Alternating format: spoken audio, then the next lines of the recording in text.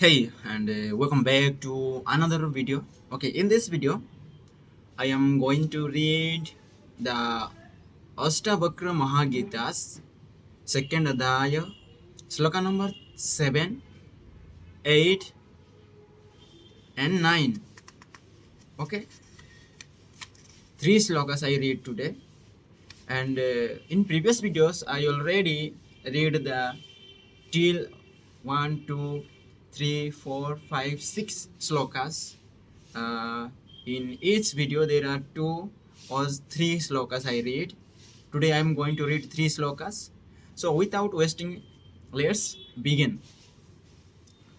आत्मा अज्ञानजात गदभते आत्मा ज्ञानन्न भासते राजवज्ञानादि हिर्भाति तज तज्ज्ञानाद भासते नाही। सामान्य अर्थ, जब तक आत्मा का ज्ञान नहीं होता तब तक यह जगत भासित होता है, अर्थात ब्रह्म की स्थिति बनी रहती है। आत्मा ज्ञान होते ही ब्रह्म नष्ट हो जाता है, अर्थात विश्व भासता नहीं है। जैसे ब्रह्म बने पर रस्सी भी सर्प की भांति लगने लगती है, परंतु भ्रम दूर हो जाने पर सत्य का ज्ञान हो जाता है। विशेष विवेचना, आत्मा से अपरिचित और भौतिकता में डूबे अज्ञानी को समस्त विश्व सुख दुख भोग विलास राग द्वेष आदि भिन्न भिन्न सत्ता प्रतीत होता है। उसे आत्मा का कोई परिचय नहीं, क्योंकि द्वैतवाद ने उसे कभी भ्रम से बाहर ही नहीं निकालने दिया, उसे देह का मही बना दिया, आत्मा के विषय में भ्रमित कर दिया कि जब तक जीवन है तब तक आत्मा का कोई अस्तित्व नहीं। यह तो देह से प्राण निकलने के पश्चात अस्तित्व में आती है। प्राण ही आत्मा के नाम से नए शरीर की खोज में जाते हैं। नया शरीर मिलते ही प्राणों को उसमें प्रतिष्ठित करके अस्तित्व विहीन हो जाती है। अज्ञानी देह सुख में इसी भ्रामक तथ्य को सत्य मान लेता है।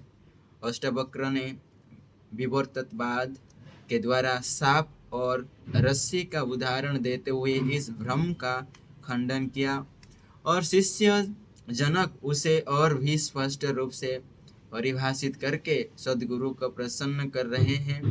जनक कहते हैं कि आत्मा अज्ञानी को ही यह जगत भाषित होता है, आत्मा ज्ञानी को नहीं। भ्रमित व्यक्ति रस्सी को भी साफ समझ लेता है, क्योंकि भ्रम से भय उत्पन्न हुआ, तनिक भी प्रकाश हुआ और भ्रम दूर हुआ तो ज्ञात हो गया कि रस्सी ही थी। यही स्थिति अज्ञानी की है।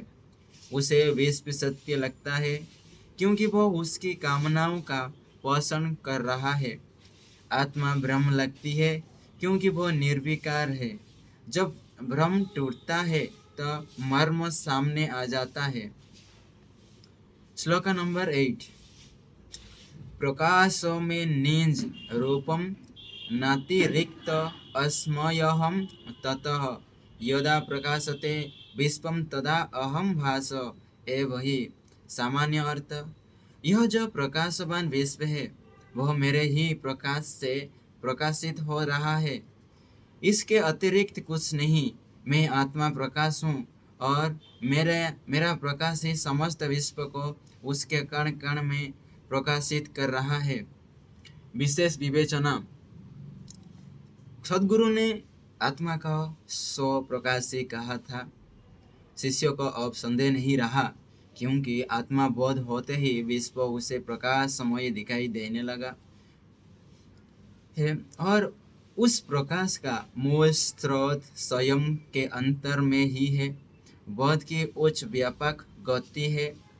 प्रकाश अर्थात अंधकार रहित, अंधकार अज्ञान है, अज्ञान से ही ब्रह्म और अहंकार की उत्पत्ति होती है। अंधकार वह है जो व्यक्ति आंखें होते हुए भी सत्य को नहीं देख पाता, यही मानव के समस्त दुखों का कारण है। इस संसार में इस सत्य को कौन न कर सकता है? जो जन्म लेता है वह मृत्यु को भी प्राप्त होता है। मनुष्य प्रतिदिन अपने बंधु बांधवों, परिचित अपरिचित को मरते देखता है, फिर भी अपने मृत्यु को के विषय में बात करने से घबराता है। आत्मा ज्ञान के अभाव में मानव स्वेच्छाचारी बन गया है। उसे तामसिक प्रवृत्तियां ने घेर रखा है और इनकी पूर्ति हेतु वह तामसी दिनचर्या बना लेता है। ऐसे मनुष्य के लिए दिन भी रात ही है, क्योंकि उसके छल कपट दिन में भी चलते हैं और रात में भी। धनवान है तो विलासित से पूर्ण जीवन भोगता है और निर्धन है तो धन प्राप्ति के योग्य अयोग मार्ग खोजता है। यह उसके द्वारा स्वयं उसका ही पतन है, क्योंकि उसे अपने अंतर के प्रकाश से परिचय ही नहीं है। उसे तो भौतिकता पर विश्वास है, शरीर की चिंता है। ऐसे मनुष्य को स्वयं पर भी विश्वास नहीं होता और उसकी गति निरंतर निम्नता की ओर होने लगती है। शिष्य जनक इस स्थिति से बाहर आकर आत्मा प्रकाशी हो गए हैं। अब उन्हें सारा विश्व अपने ही प्रकाश से आलोकित दिखाई दे रहा है।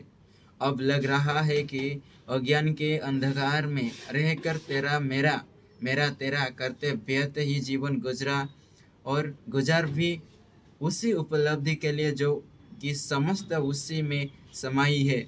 जब जनक आह्लादित हैं, अब मेरे अंतर चक्षु खुल गए हैं और मैं स्पष्ट अपने ही प्रकाश से विश्व को प्रकाशित होते देख रहा हूँ।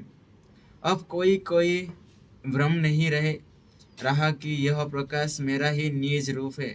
मैं सदृश्य हूँ और चाहूँ और अपनी ही सत्ता को प्रकाशित देख रहा हूँ। हे सद्गुरु, आपने मेरा कल्याण कर दिया।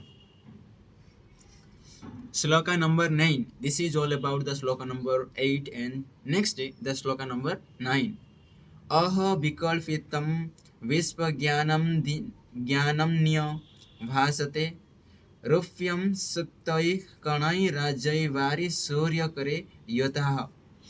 सामान्य अर्थ: घर आश्चर्य अज्ञानवश ही मुझे यह विकल्पित विश्व इस प्रकार प्रतीत हो रहा था जैसे सीप में रजत भरा हो, रस्सी में सर्प का भ्रम हो रहा हो और जल में सूर्य की किरणें शीतल प्रतीत होते हैं। विशेष विवेचना: मृग मरीचिका की स्थिति भ्रम की स्थिति है। जब मरुस्थल की भूमि तपकर उसकी रेत दर्पण की भांति चमकने लगती है तो दूर से देखने वाले प्यासे पथिक को उस रेत में खड़े वृक्षों की परछाई उस प्रकार दिखने लगती है जैसे वह शांत जल स्रोत के पास खड़े हैं। परंतु जब प्यासा पथिक उसके समीप आ जाता है, घोर निराशा होती है। वह कल्पित जलाशय उसके प्यास को और भी प्रबल कर देता है। ऐसी ही स्थिति वैदिकता में फंसे अज्ञानी मनुष्य की होती है। वह विवेक का शून्य नहीं रह जाता, भौतिक सुखों के लिए नाना उपाय करता है, भोग विलास में जीवन व्यतीत करता है। फिर जब अशक्त हो जाता है तो अपने आप को धिक्कारता है। कोई विरला ही अपने अपराधों का प्रायश्चित करके आत्मालोकित होता है, अन्यथा ऐसे अज्ञानी योनि चक्र में फंसकर जन्म जन्मांतर तक कष्ट ही पाते हैं।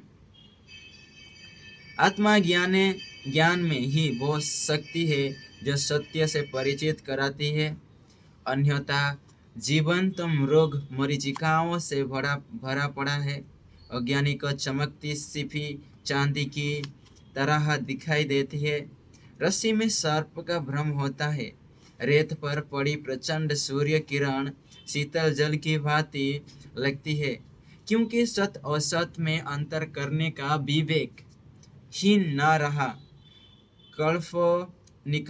काल्पनिकता ही उसकी सोच है, क्योंकि वह कल्पित भौतिकता का दास है। राजा जनक अज्ञानता की पराकाष्ठा का वर्णन करते हैं। आश्चर्य है कि मैं अज्ञान के वशीभूत होकर इस कल्पित संसार को इतना वैभवशाली देखता था।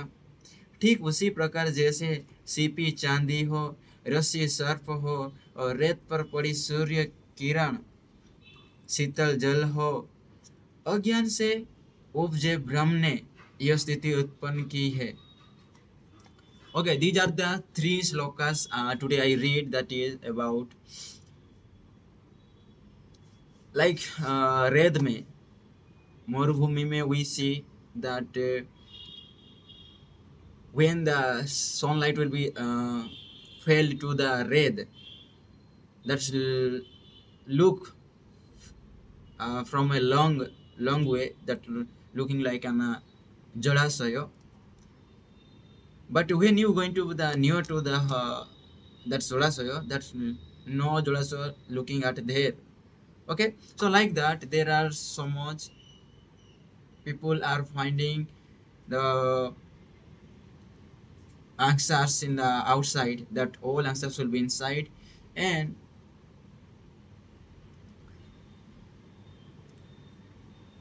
okay, this is all about today, and thank you, see you again, and I hope you guys are all happy and be doing well in your life.